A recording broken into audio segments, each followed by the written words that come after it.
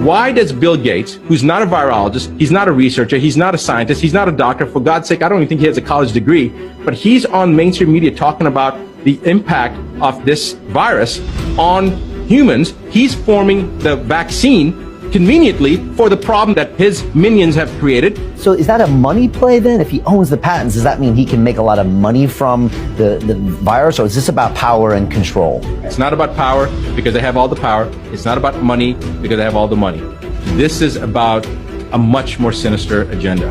What is so controversial about what you're saying that is getting video after video of yours banned by these major technology platforms? I believe the reason that so many people watched and tuned in was because they were resonating at that frequency. They wanted the truth and it appealed to their intellect.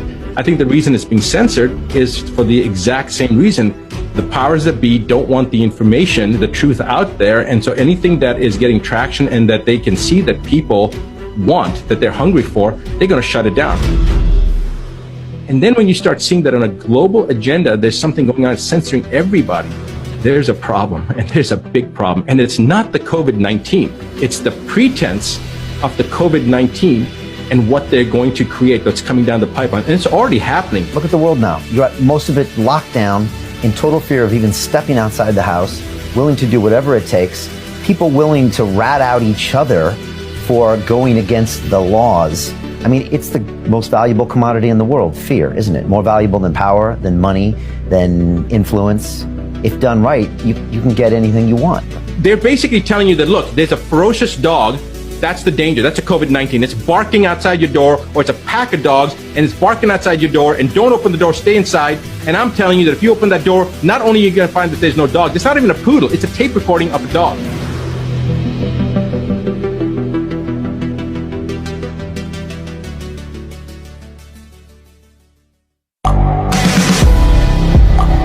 The world is changing.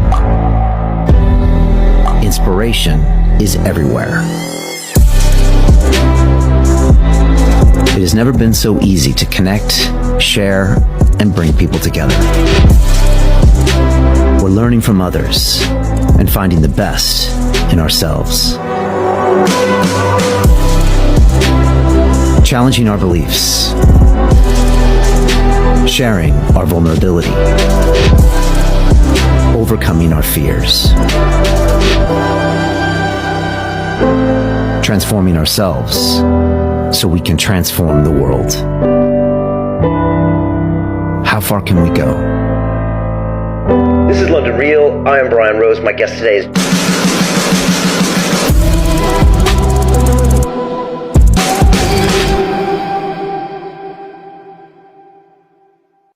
This is London Real. I am Brian Rose. My guest today is Dr. Rashid Buttar, the osteopathic physician and author best known for what you call the coronavirus agenda, the real story behind the origin of COVID-19, the intent to roll back our civil liberties, and the various forces responsible for it. You are trained in general surgery and emergency medicine and served as brigade surgeon while serving in the U.S. Army. Your first book, The 9 Steps to Keep the Doctor Away, became a Wall Street Journal international bestseller, and you are here today to raise awareness and share truth regarding the current global threat we are facing under the guise of COVID-19.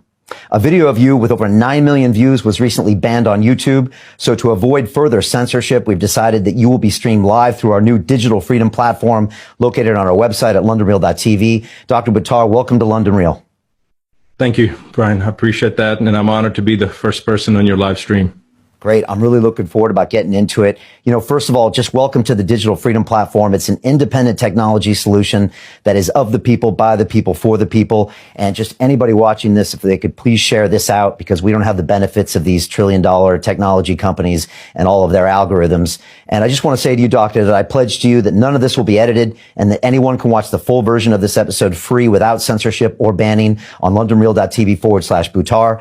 And thanks to the generous donations of tens of thousands of people around the world, also known as the London Real Army.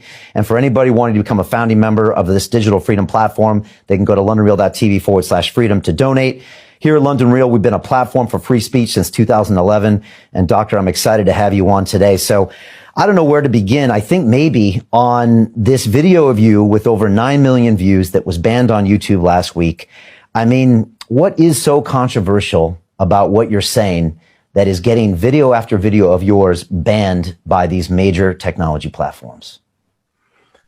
Well, I think when the videos that we had, the very first ones, the COVID-19, which the part 3, part 4, and part 5 got banned, they hit around a million within 2 days, and they got censored. And then this 9.1 million that you're talking about from Next News Network, that was, I think, in 6 days. And when you start looking at the numbers, you start realizing that people want the truth. And you and I both know that truth resonates.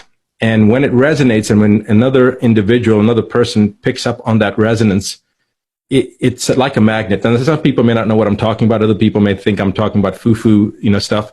Bottom line is this: if you've ever approached a dog and it's a guard dog and the dog growls and snarls, and then you open up let the dog loose and the dog comes up and attacks a person versus the dog doesn't attack a person. What is that? What's the difference in that? It's the resonance that the dog feels, or people being afraid of an animal. If a person is afraid of a dog or a horse or something, the dog or the horse senses that, versus if you're not afraid, they can also sense the difference, and the animal will react differently to you. And so I think this resonance, but truth resonates, fear resonates, every emotion resonates at a certain frequency. And I believe the reason that so many people watched and tuned in was because they were resonating at that frequency. They wanted the truth, and it appealed to their intellect. I think the reason it's being censored is for the exact same reason. The powers that be don't want the information, the truth out there. And so anything that is getting traction and that they can see that people want, that they're hungry for, they're going to shut it down. Because our message of empowerment is all it was. It's letting people know the facts, letting them come to a conclusion themselves, using their own minds. I'm not trying to put a thought in people's minds. I'm not trying to force them to see something or force them to hear something. I'm just presenting the information and saying, look, you decide, you be the final judge. And that they couldn't afford. And you and I both know, historically, censorship is the first and second step of what an authoritarian type of government, a dictatorship, the things that myself and millions of other American soldiers, and not just American, by the way, I just want to make sure that this is not just for America, this is for the world. So every soldier that's ever served his nation, they've always done it for the same thing, for freedom. Whether it's an American soldier for the United States, or an English soldier for the United Kingdom, or Iranian soldier for Iran, or a North Korean soldier for Korea. I mean, they've all served their countries, and they've all done it for the same reason, whether it was true or not true. Whatever the propaganda was of that nation, they stood up and potentially sacrificed their life for their country. And then when you start seeing that on a global agenda, there's something going on censoring everybody, there's a problem, and there's a big problem. And it's not the COVID-19. It's the pretense of the COVID-19 and what they're going to create that's coming down the pipeline. And it's already happening. Brian, you've already seen it. I've just yesterday's news of what I heard and all the things that were happening. But there's this thing that my really good friend, Bruce Lipton, who you've had on the show here, Bruce and I put out a video last Friday. It was Bruce, myself, and Nia Peoples. And the video was based upon something that was supposed to happen on Sunday, last Sunday. And it was going to be a major event. I'm not going to bother talking about what it was, but I was basically told, this is the reason I left the United States in 2016, and I moved to New Zealand, and I'm a resident of New Zealand. I'm in the United States right now. But the reason I did this was because I was told something was going to happen in 2019. It didn't happen, and I got a call a week before, or 5 days before Sunday, telling me this is the time, it's going to happen, you need to get the hell out of the country, it's going to be too late, blah, blah, blah. The person, my information, my source of information, doesn't believe in God, is an agnostic, has never prayed, and he told me the only thing that's left now is prayer. And he said, I've been praying. He felt like he was a coward because he'd left, and he said, I just want to get you out. And I realized within another 36 hours with my kids and everything, and it wasn't going to happen. So I contacted Bruce, and we sent out a message. And the message was to hold love, gratitude, and compassion in our hearts, and to ask the source energy, what I call the creator, to ask the creator to support us in this evolutionary time. That was all our message was. It was a message of hope and of love, intention. We even were joking in the beginning and joking at the end. And so we kept that in there so people would feel. I didn't want people to know what it was, and they don't know what it was. I wanted them to have the positive feeling.